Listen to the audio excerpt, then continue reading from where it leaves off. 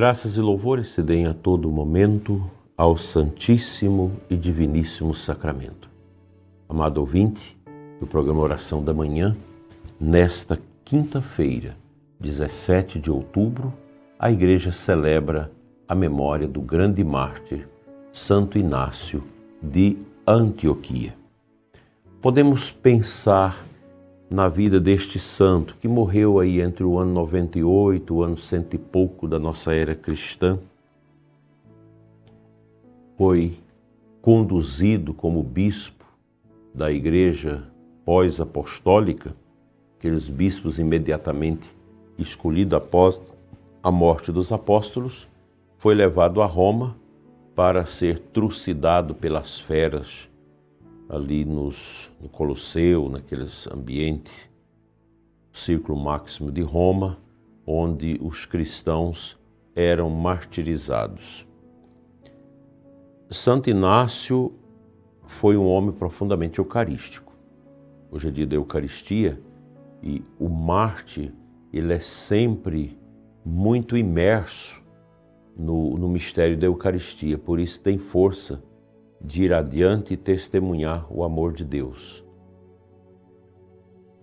É impressionante isso nas igrejas, quando são incendiadas, que muitas pessoas enfrentam o fogo, o perigo para subtrair de dentro, do meio das chamas, o sacrário com as hóstias consagradas.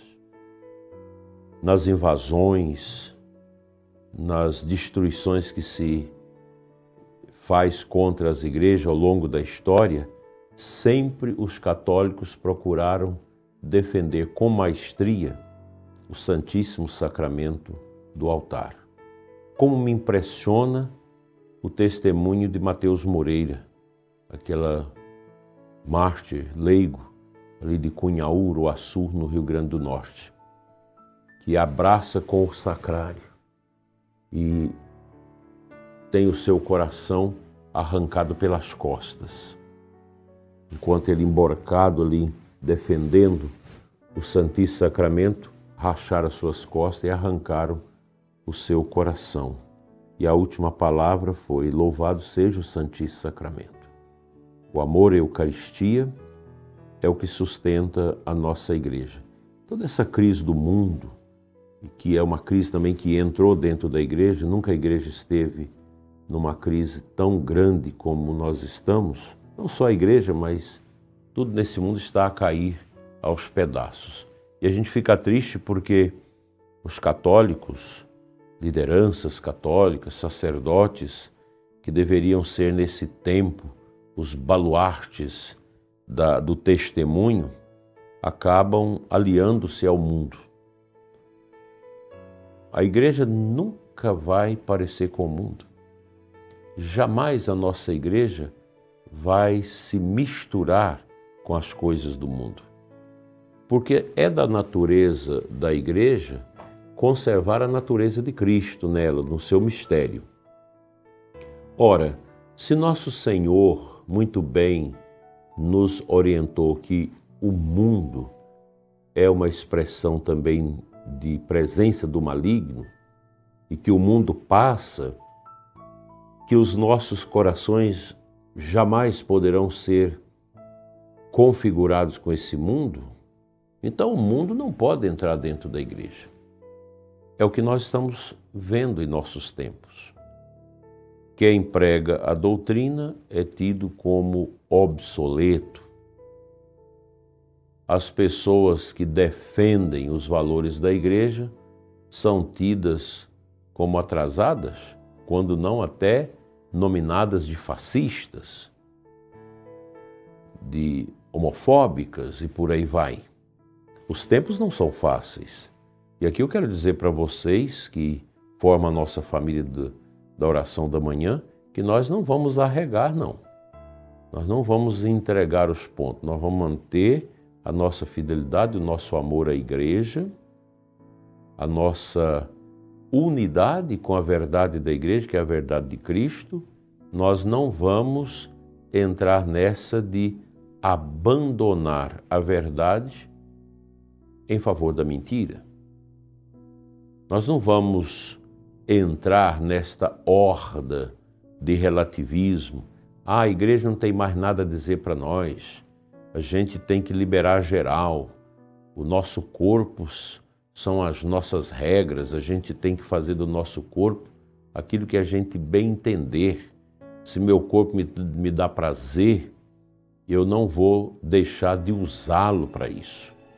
Olha, esse caminho é muito perigoso. Ele não é um caminho sério, não é um caminho fácil. E a gente precisa ter consciência que nós estamos certos. Defender a doutrina da igreja, defender a moralidade que a igreja prega, defender os sacramentos. Isso é o correto.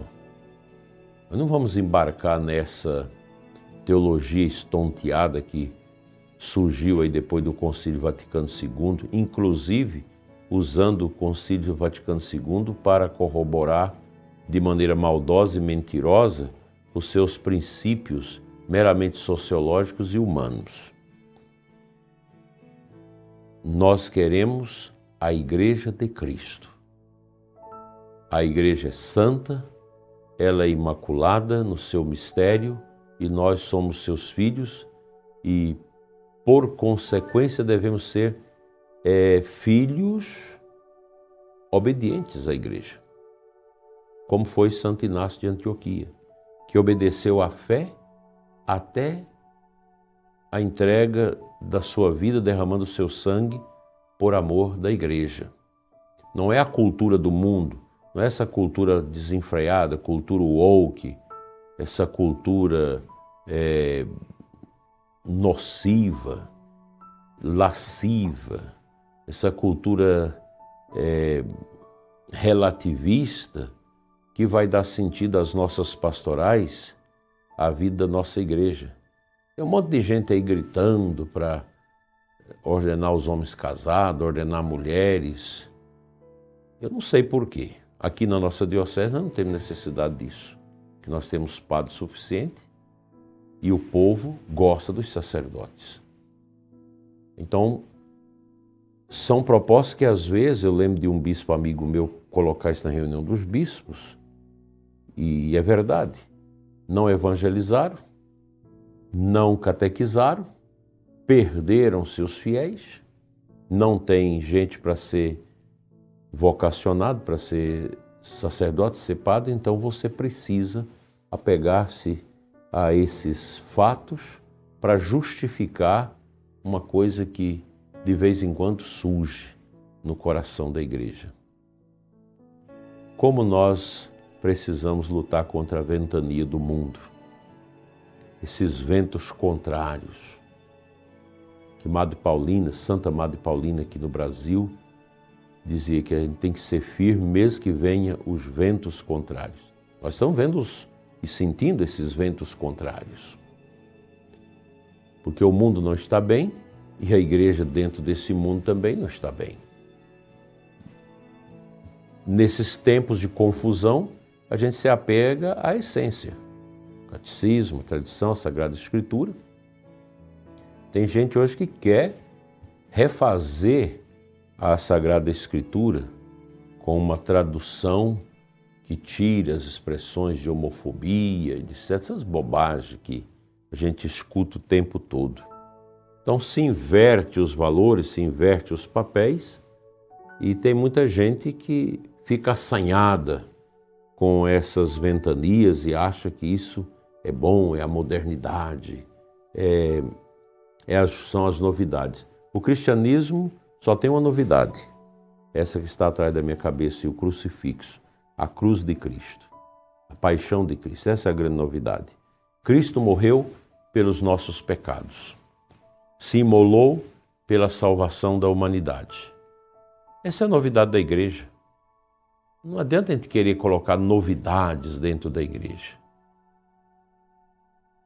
Teve um tempo aí não muito distante, 30, 40 anos, que o charme era você contestar as coisas da igreja, como se a tradição da igreja fosse uma carniça, um cadáver em estado de putrefação que a gente precisa descartar.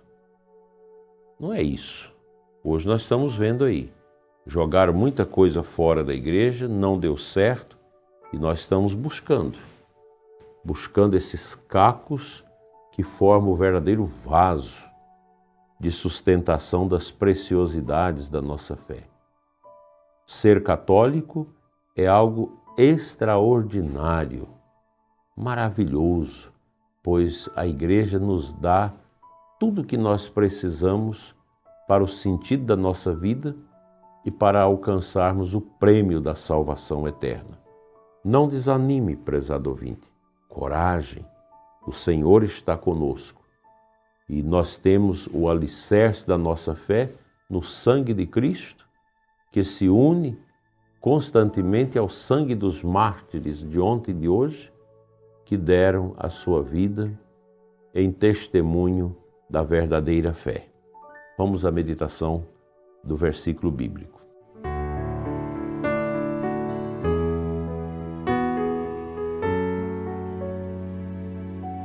A aclamação ao Evangelho desta quinta-feira nos apresenta João 14:6. Sou o caminho, a verdade e a vida. Ninguém vem ao Pai senão por mim, disse Jesus. Que ensinamento maravilhoso! Cristo é o nosso caminho. O nosso caminho não é a ideologia, não é o marxismo, não é a revolução cultural, não é a cultura woke, não é as ideologias das minorias e etc. desse mundo que é o caminho nosso. Quem entrar por aí está realmente a dar com os burros na água, como diz. O nosso caminho é Cristo. E uma teologia que não tem Cristo como centro, que não tem uma consciência da transcendência, não deve fazer parte do nosso coração. Nós cremos na igreja de sempre. Tem gente que fica aí criticando, esse povo da igreja de sempre. É exatamente a igreja de sempre. A igreja deixada por Jesus. Cristo é o mesmo, ontem, hoje, sempre, a sua igreja também. Os princípios e os fundamentos não mudam. Muda, às vezes, alguma roupagem de alguma coisa em razão dos tempos e da compreensão, mas os princípios e os fundamentos, eles se mantêm inalterados. Maldito aquele que quer alterar os princípios vitais da nossa igreja. Que tristeza! Nós cremos e vamos manifestar a nossa fé até a volta de Cristo. Com coragem, sem desanimar. Você, seminarista, padre, não desanime por causa dos desafios que você está sentindo na sua igreja. Não desanime. Apegue-se à verdade com humildade e mansidão, pois a igreja de Cristo, nas suas grandes dificuldades e desafios, ela sempre foi salva pelos leigos piedosos com os sacerdotes e religiosos piedosos. Porque hoje nós temos dentro da igreja muita gente que é inimiga da igreja, já pelo jeito de ser. Que o bom Deus nos dê coragem para dizer sempre: Senhor, eu estou aqui, envia-me, porque só Tu és o verdadeiro caminho.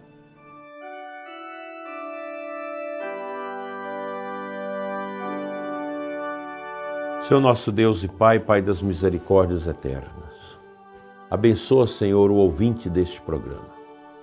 Toca o coração de quem reza comigo nesta manhã, que faz comunhão conosco através desta oração. Ilumina, Senhor, o caminho, sobretudo daqueles que estão perdidos em grandes dificuldades. Fica, Senhor, conosco, enche-nos com a Tua coragem, com a Tua força, para não desanimarmos nessa estrada tão difícil que é a nossa vida nesses tempos atuais. Obrigado, Senhor, por mais esse dia. Amém.